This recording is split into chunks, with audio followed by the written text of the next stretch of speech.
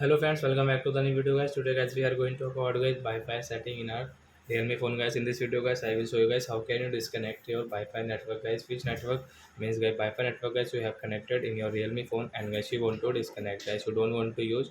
So guys how can you disconnect it? In this video guys I am going to show you friends. So before starting video friends I want to tell you guys if you need my channel so I first of all go and subscribe my channel, click the bell icon and like my video.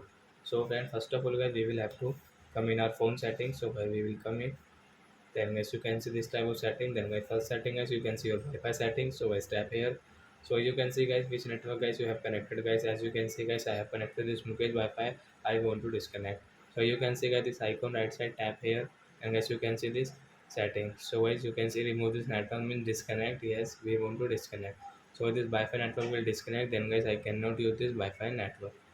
So like that guys you can disconnect your Wi-Fi network in your Realme phone. So I hope friends you have understood how to disconnect Wi-Fi network in our Realme phone. So that's it guys. Thanks for watching. Guys now we will meet on guys next video guys with new topic. Before going guys please go and like my video, subscribe my channel. Bye bye friends.